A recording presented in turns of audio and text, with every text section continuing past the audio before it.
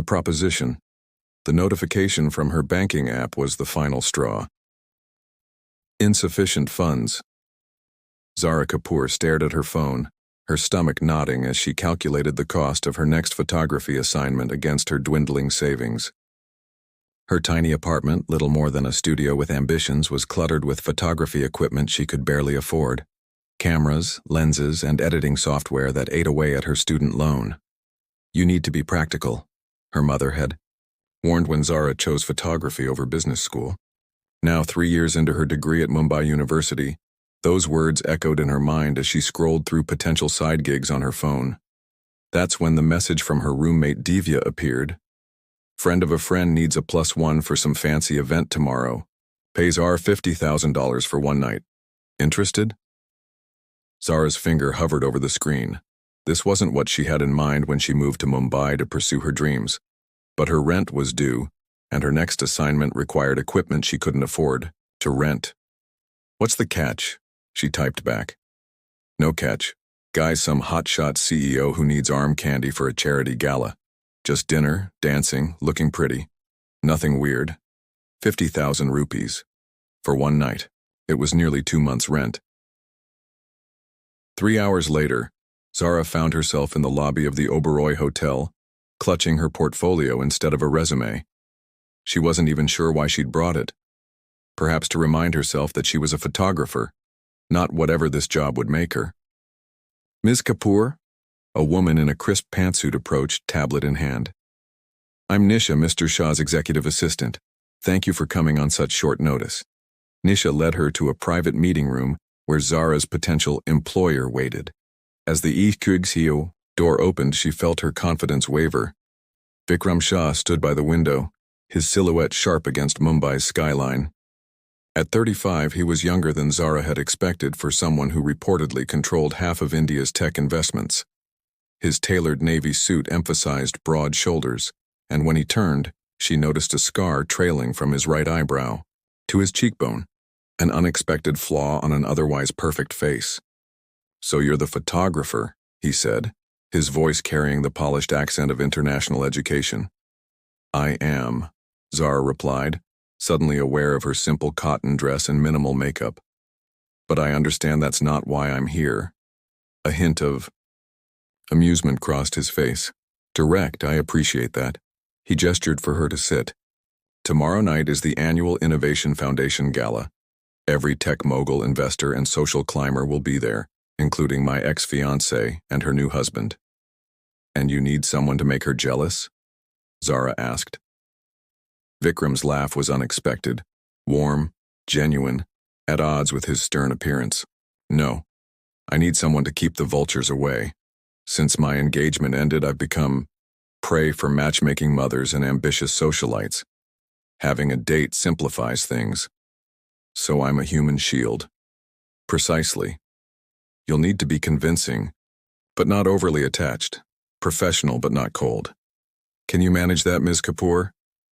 Zara considered him. This wasn't photography, but it was a performance of sorts. Yes, and the terms? 50,000 for the evening. I'll provide appropriate attire. You arrive as my date, engage in polite conversation, dance if required, and leave with nothing but the payment we've agreed upon. And to be clear, this is just companionship. His expression hardened slightly. I don't pay for anything beyond conversation, Ms. Kapoor, if that's what you're implying. Heat rushed to her cheeks. I wasn't. I just needed to understand the boundaries. Vikram nodded, his demeanor softening. The boundaries are simple. This is business, nothing more. As she signed the contract Nisha provided, Zara told herself this was just another job. One night pretending to be something she wasn't, in exchange for the freedom to be who she wanted to be. It was practical, necessary. What she didn't anticipate was that crossing Vikram Shah's path would blur every boundary she thought she understood, or that sometimes the most practical decisions lead to the most unexpected outcomes. My driver will collect you at 7 tomorrow, he said, not looking up from his phone as she prepared to leave. Wear your hair up. Is that in the contract too? She asked before she could stop herself. For a moment, surprise registered on his face. followed by something that might have been respect. "No," he said finally. "It was merely a suggestion. You have interesting features. You should showcase them." As Zara left the hotel, she couldn't decide if she'd just made a terrible mistake or simply taken a practical step toward her future. Either way, tomorrow night she would be someone else entirely, someone worthy of standing beside Vikram Shah. Facades and first impressions. The dress arrived at noon, a midnight blue silk gown that whispered against Zara's skin like water. Along with it came a velvet box containing a diamond necklace that caught the light in her tiny apartment like captured stars. A note attached read, "On loan. Like everything else tonight. V.S." Zara traced her finger over the handwritten words. There was something both arrogant and vulnerable about his need to remind her of their arrangement, as if she could forget. By the time Vikram's driver arrived, Zara had transformed herself. Her dark hair was swept up as suggested, revealing, the elegant line of her neck. Her makeup was subtle but deliberate, emphasizing her amber eyes. The woman in the mirror looked like someone who belonged in Vikram Shah's world, polished, confident, untouchable. The chauffeur barely spoke as they drove through Mumbai's congested streets toward the Grand Hyatt, where the gala was being held. Zara watched the city transform from the familiar chaos she loved to photograph into the manicured exclusivity of South Mumbai's elite neighborhoods. When they arrived, Vikram was waiting at the entrance. Something flickered in his eyes as she stepped from the car, surprise perhaps or appreciation. He was even more striking in his black tuxedo, the scar on his face lending character to what might otherwise have been intimidating perfection. "You clean up well, Ms. Kapoor," he said, offering his arm. "As do you, Mr. Shah." She placed her hand in the crook of his elbow, feeling the solid warmth of him through the expensive fabric. "And it's Zara tonight, remember? Girlfriends don't usually use surnames." A ghost of a smile touched his lips. "Vikram, then." The moment they entered the ballroom, Zara felt the weight of 100 curious gazes. The Innovation Foundation Gala was clearly the event of the season, with Mumbai's wealthiest and most influential in attendance. Crystal chandeliers cast a golden glow over tables adorned with exotic flowers, while a string quartet played in the corner. "Who exactly am I supposed to be?" Zara whispered as they navigated through the crowd. "What's my backstory?" "You're you," Vikram replied. "A talented photographer I met at an exhibition. Keep it simple, close to the truth. Lies are harder to maintain." Before she could respond, they were surrounded. Tech executives, venture capitalists, social media influencers, all eager for a moment of Vikram Shah's attention. Zara observed how he shifted subtly, his posture becoming more rigid, his smile not quite reaching his eyes. It was a masterclass in controlled charm.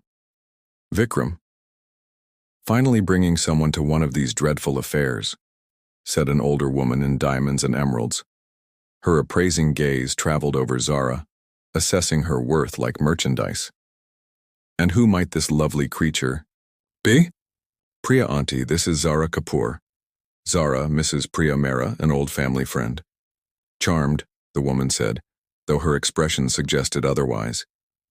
"And what does your family do, dear?" "My father teaches literature at Delhi University and my mother runs a small bookstore," Zara answered truthfully, holding the woman's gaze. Mrs. Mehra's smile tightened. "How quaint." She turned to Vikram. "I was so hoping to introduce you to my niece tonight. Such a shame she couldn't attend." Vikram's hand pressed gently against Zara's lower back. "Another time, perhaps. If you'll excuse us, I see some investors I need to greet." As they moved away, Zara felt a surprising flare of indignation. "Does that happen often? People trying to auction off their relatives to you?" "More often than you'd think," he said, his voice tinged with unexpected weariness. "In their eyes, I'm not a person. I'm an acquisition opportunity." They continued their circuit of the room, Zara playing her part with increasing confidence. She noticed how Vikram's hand remained at her back, a steady presence guiding her through this unfamiliar territory. It felt almost protective. During dinner, seated among tech industry titans, Zara surprised herself by contributing to the conversation. When a pompous startup founder dismissed ethical concerns about facial recognition technology, she couldn't hold back. But surely the right to privacy outweighs commercial interests, she argued. As a photographer, I understand the power of images, and that power demands responsibility. A silence fell over the table. Vikram looked at her with an unreadable expression, and Zara suddenly remembered she was supposed to be decorative, not controversial. But then he leaned forward. Zara raises an excellent point, he said. In fact, my company is developing privacy-first frameworks for our next generation of products. The conversation shifted, with several guests now addressing questions to her, rather than around her. Across the table, she caught a glimpse of a striking woman watching them intently, elegant, poised, with a calculated warmth that didn't reach her eyes. Your ex? Zara murmured when they had a moment alone. Vikram's jaw tightened. Tanisha, yes. She keeps looking at us. Let her look. His voice was controlled, but Zara detected the undercurrent of pain. She made her choice. Later, as the dancing began, Vikram led her to the floor without asking. His hand settled at her waist with practiced ease, keeping a respectable distance between them. You surprised me tonight, he said as they moved to the music. Most people in this room are too afraid of my reputation to challenge me or my peers. Should I be afraid of your reputation? Zara asked, looking up at him. Something shifted in his expression, a crack in the carefully maintained facade. Perhaps. They call me ruthless, single-minded, cold. And are you, those things? His eyes met hers, dark and suddenly vulnerable. I became what I needed to be. In that moment, with the orchestra playing and the lights low, Zara saw past the billionaire, past the calculated arrangement that had brought them together. She saw a man who had built walls so high that perhaps even he couldn't remember what lay behind them. Well, she said softly, for what it's worth, I don't think you're cold at all. His hand tightened almost imperceptibly at her waist, drawing her a fraction closer. And as they continued to dance, Zara realized with a jolt of alarm that she was no longer entirely pretending. Midnight confessions. As midnight approached, the gala transformed. The carefully orchestrated formality loosened, champagne flowed more freely, and laughter grew louder.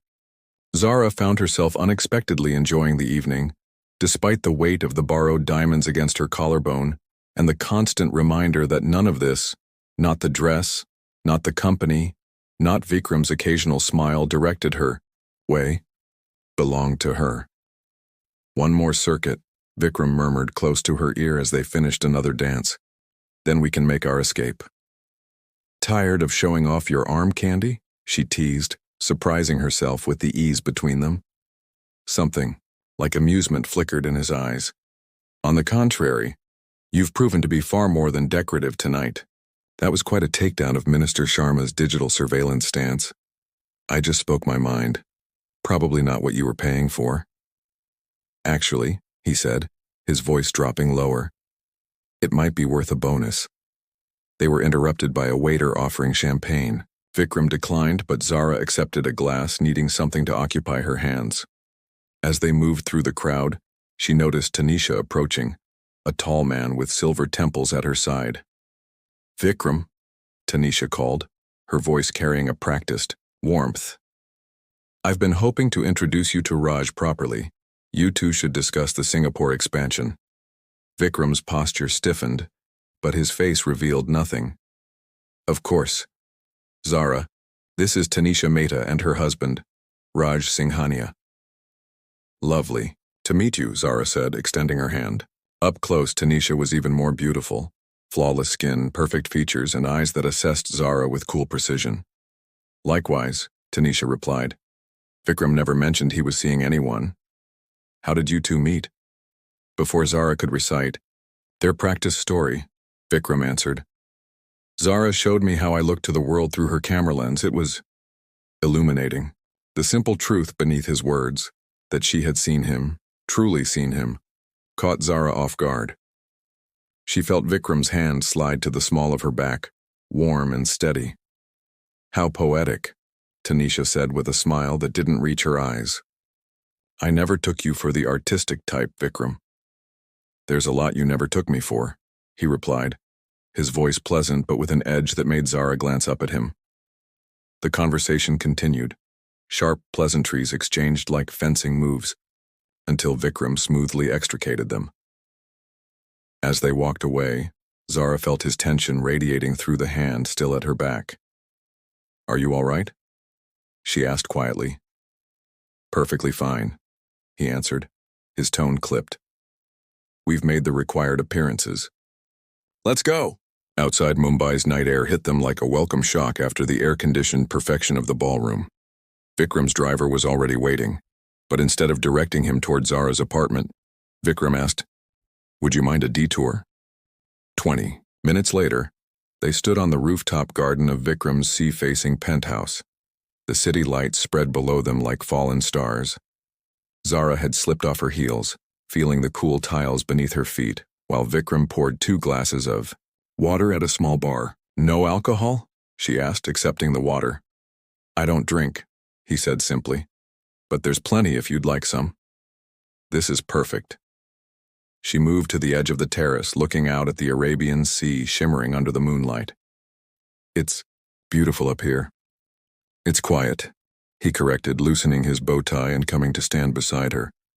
"That's what I value most." In the silence that followed, Zara found herself studying his profile, the strong line of his jaw, the scar that cut through his eyebrow, the weight he seemed to carry in the set of his shoulders.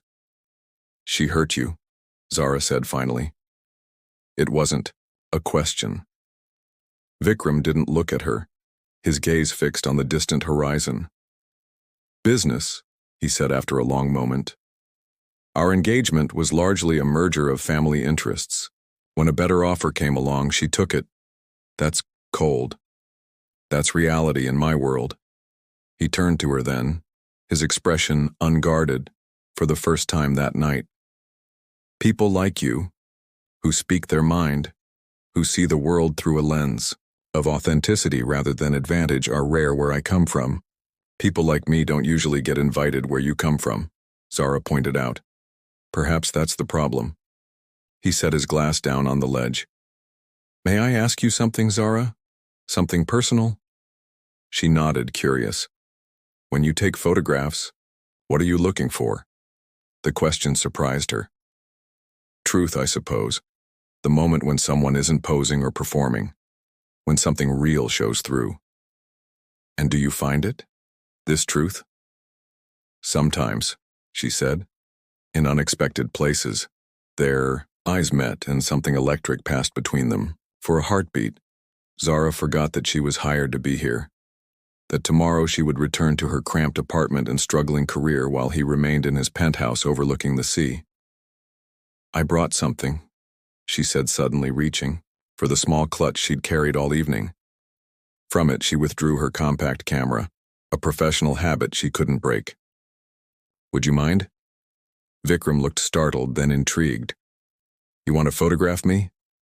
Now?" "Not posed," she clarified. "Just look at the city. Forget I'm here." To her surprise, he didn't refuse. He turned back to the view, one hand in his pocket, the other still holding his water glass. Zara lifted her camera, watching through the viewfinder as he slowly relaxed. The weight of the evening, perhaps the weight of years, visibly easing from his shoulders. She captured it, the moment, when Vikram Shah wasn't a tech billionaire or Tanisha's ex-fiancé, or even her employer for the night. Just a man, contemplative and alone despite his success, framed against the vastness of the city he'd conquered. When she lowered the camera, he was watching her. "What did you see?" he asked quietly. "Someone real," she answered. He moved toward her then, slowly enough that she could have stepped away. But she didn't. His hand rose to her face, hesitant, his thumb brushing her cheekbone with unexpected gentleness. This wasn't part of our arrangement, he said, his voice low. No. She agreed, her heart racing. It wasn't. The kiss, when it came, was tentative at first, a question rather than a demand. Zara found herself answering, her hands sliding up to his shoulders as the kiss deepened. She tasted mint and felt the surprising softness of his lips against hers. When they finally pulled apart, Vikram looked as shaken as she felt. I should take you home, he said, his voice rough. Zara nodded, reality rushing back. Yes, this is complicated, he finished. In the car, they sat in silence, the space between them charged with unspoken words. Outside her apartment building, far more modest than his penthouse, Vikram handed her an envelope. As agreed, he said formally. Zara looked at the envelope, then back at him. The man who had kissed her on the rooftop seemed miles away now, replaced by the businessman who had hired her. Thank you, she said, taking the envelope because she needed the money, because this had always been a transaction, no matter what had happened between them. Before she could open the car door, Vikram spoke again. The photograph you took. May I see it sometime? In that question, Zara heard what he wasn't saying, that something had shifted between them, something neither had anticipated. Yes, she said, you can see it. As she walked to her building, she didn't look back, but she felt his eyes following her, and knew with unsettling certainty that despite all her practical intentions, despite the envelope of cash in her purse, the boundaries of their arrangement had been irreversibly blurred. The morning after. Sunlight filtering through Zara's thin curtains seemed harsh and unforgiving, illuminating the reality of her modest apartment. Her evening gown lay draped over a chair, a splash of midnight blue luxury against the backdrop of her ordinary life. The diamond necklace, safely returned to its velvet box, sat on her cluttered desk next to her camera. She reached for the device, scrolling to the photos from last night. There he was, Vikram Shah, unguarded and contemplative against the Mumbai skyline. In the unforgiving morning light, the image felt like evidence of a dream, something that couldn't possibly have happened to her. Her phone buzzed with a text from Divya. So, how was playing Cinderella? Zara stared at the message, unsure how to respond. How could she explain what had happened? That somewhere between pretending to be Vikram's date and watching him face his ex, something genuine had emerged. That he had kissed her, and worse, that she had wanted him to?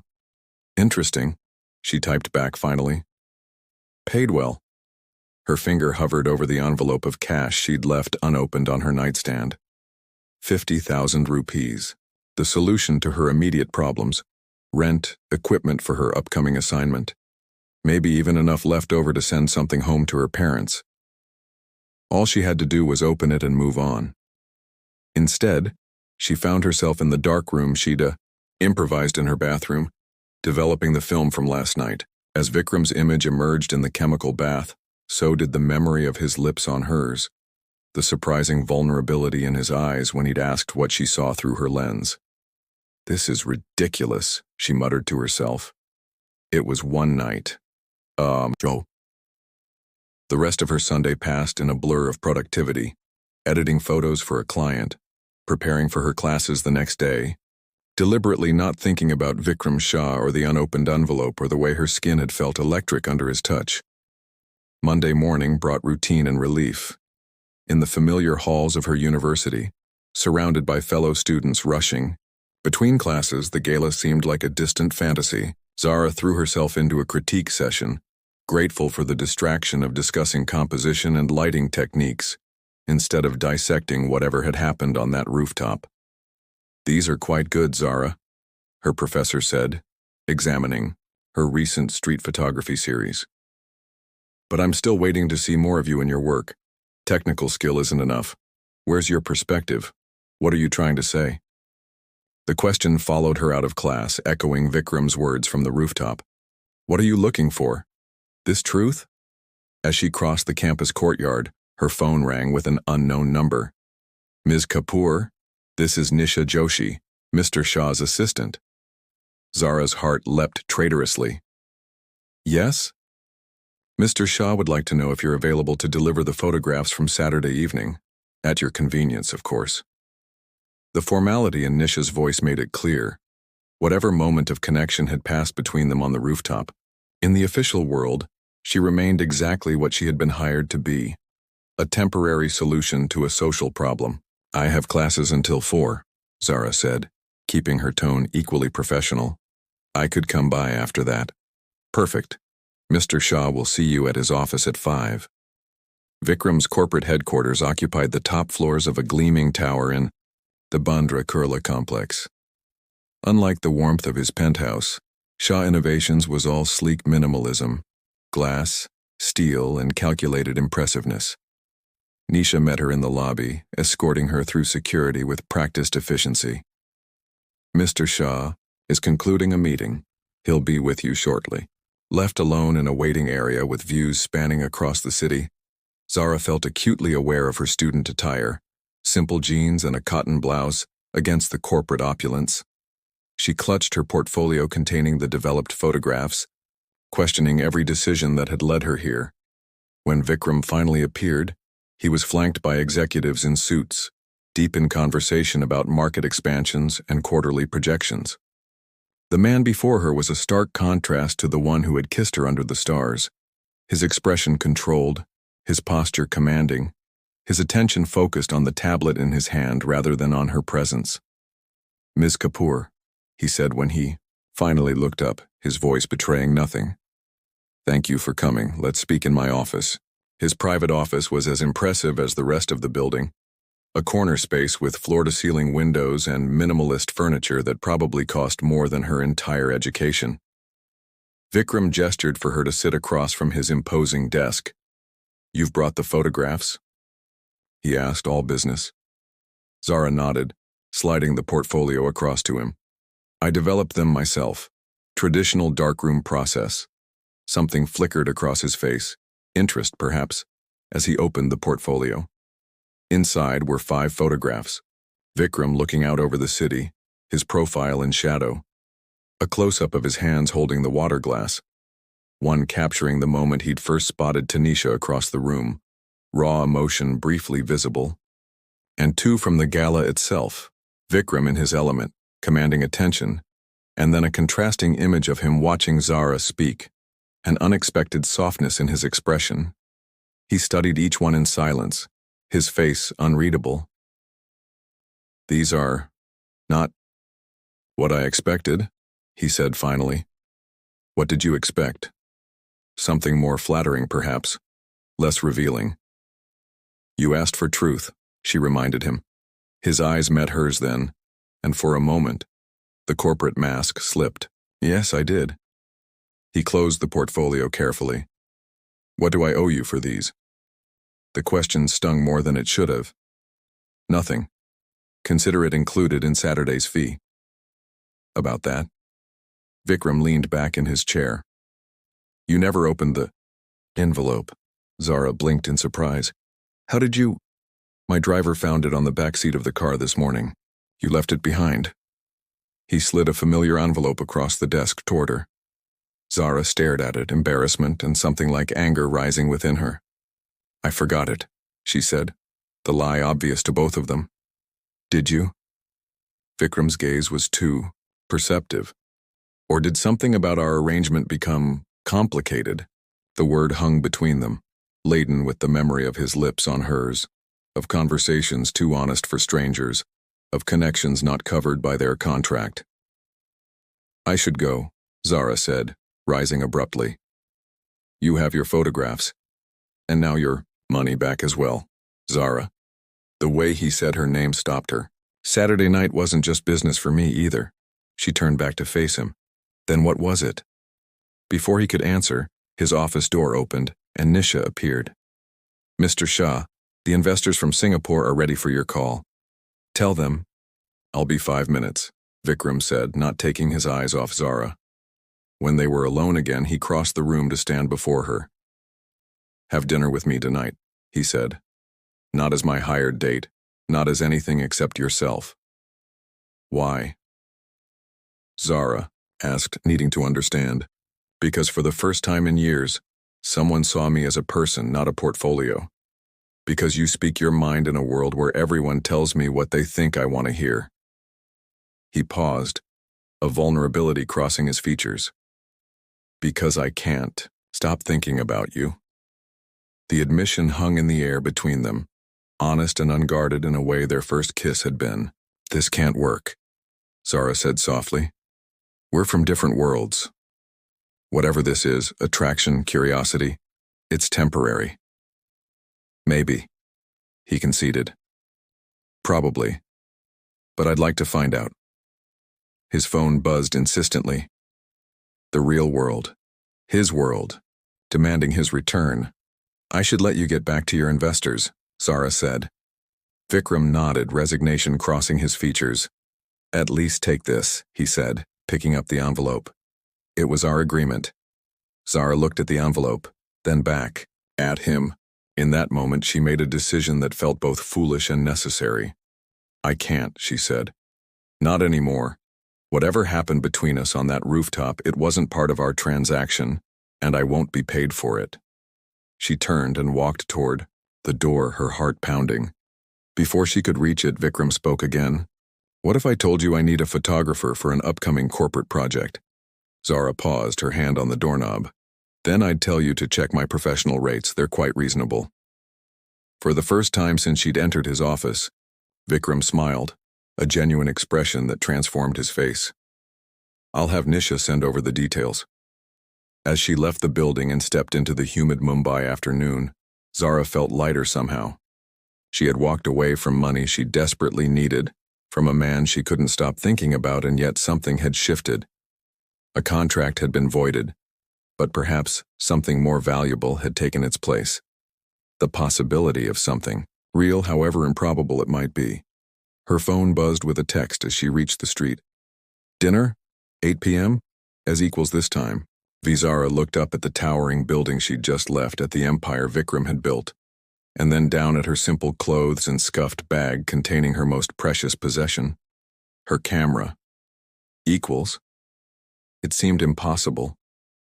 And yet, as she typed her reply, she realized that perhaps the most valuable currency between them wasn't money at all, but truth, and that at least was something they could exchange as equals.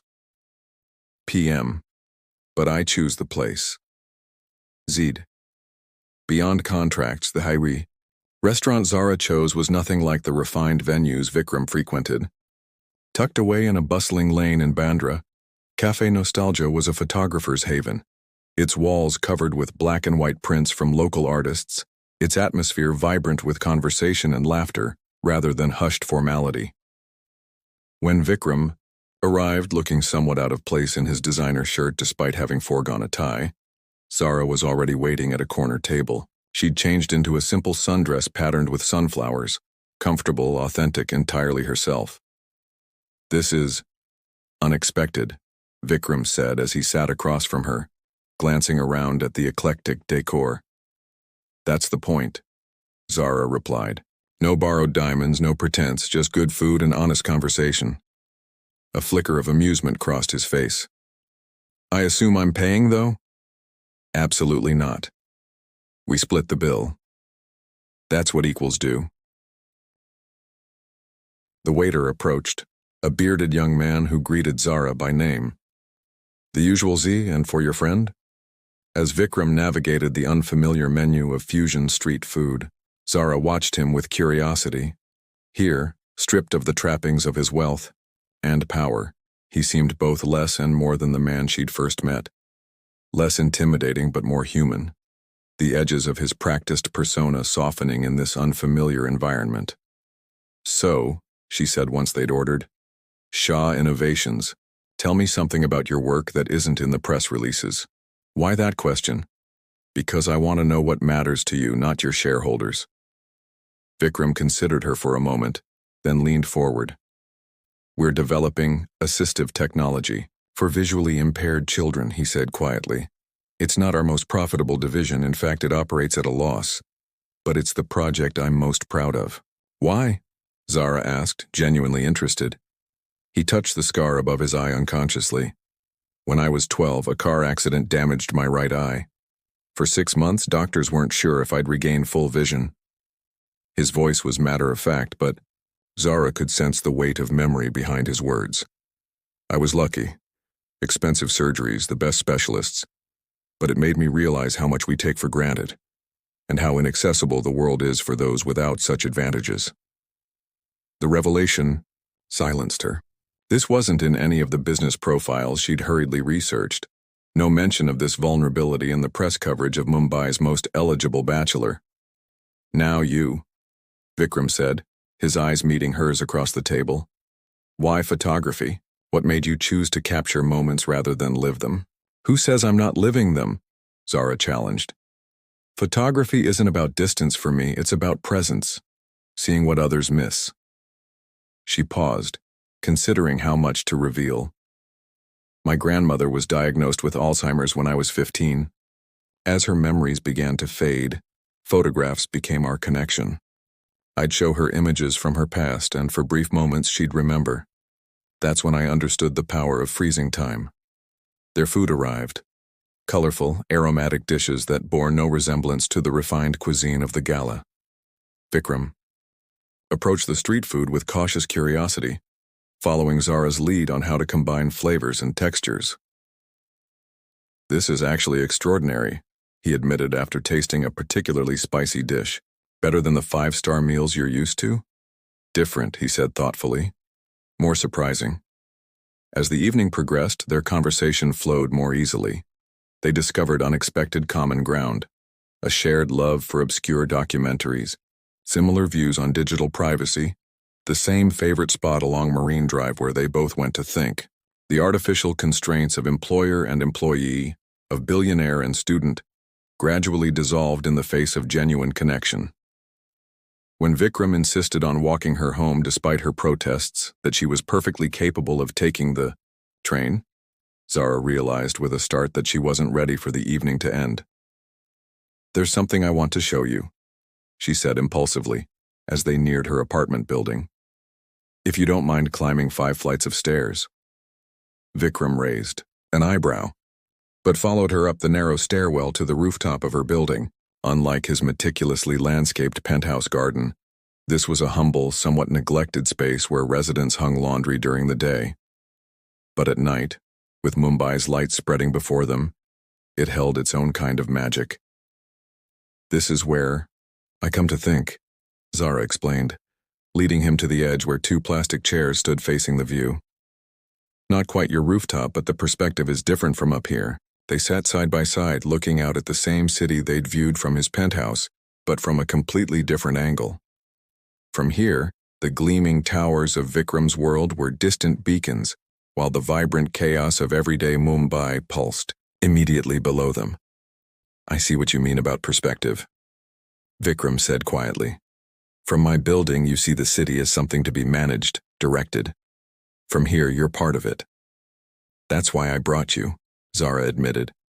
I wanted you to see my world the way I saw yours. In the comfortable silence that followed, Vikram's hand found hers between their chairs. His touch was tentative, questioning, and Zara answered by interlacing her fingers with his. What are we doing, Zara? He asked, his voice stripped of its usual confidence. I don't know, she answered honestly. Probably something unwise. I'm not good at this, whatever this is. Relationships that aren't transactions, connections that don't come with contracts. Neither am I, she confessed. My last relationship ended because I was too focused on my work, too independent. Not exactly qualities most men find appealing. Vikram turned to look at her, his expression serious in the dim light. I find them appealing, he said. Your independence, your clarity of purpose, they're what drew me to you from the beginning.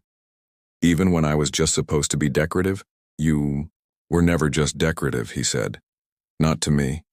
This time, when he leaned in to kiss her, there was no pretense between them, no roles being played, no transaction underlying the connection.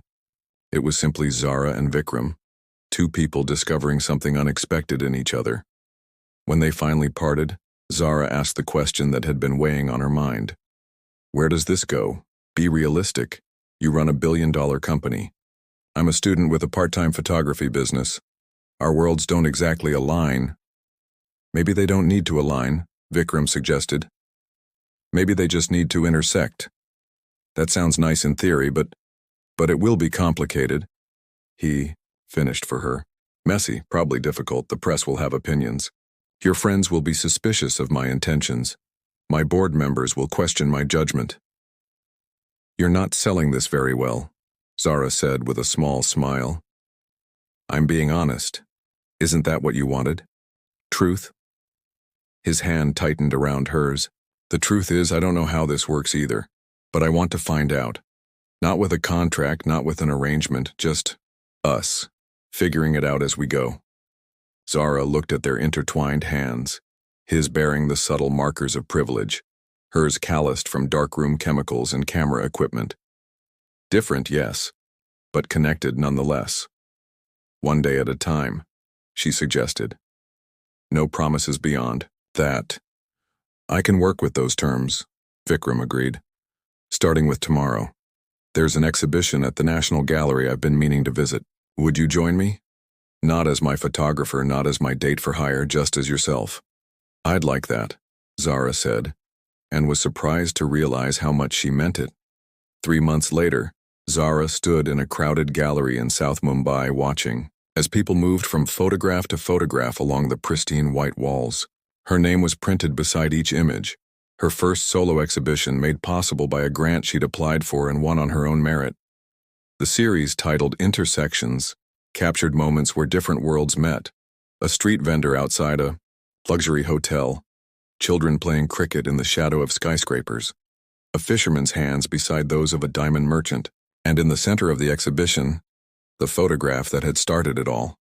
Vikram on his rooftop, vulnerable and real against the backdrop of the city he commanded. She felt his presence before she saw him, a familiar warmth at her side as he surveyed the crowded room. They love your work, Vikram said quietly, as they should. Thank you for coming, Zara replied. I know you had that investor meeting today. Some things are more important than investors, he said simply. Over the past months, they had navigated their differences with surprising grace, his world gradually opening to accommodate her independence, her perspective helping him see beyond the isolation of wealth. There had been challenges, of course. Tanisha's snide comments in society columns, suspicious questions from Zara's professors about her sudden connections, Vikram's board members raising eyebrows at his relationship with the photographer. But, for every obstacle, they had found a solution. Vikram had learned to eat street food without wincing. Zara had learned to navigate charity galas without feeling like an imposter. They had built something neither had anticipated that night at the Innovation Foundation.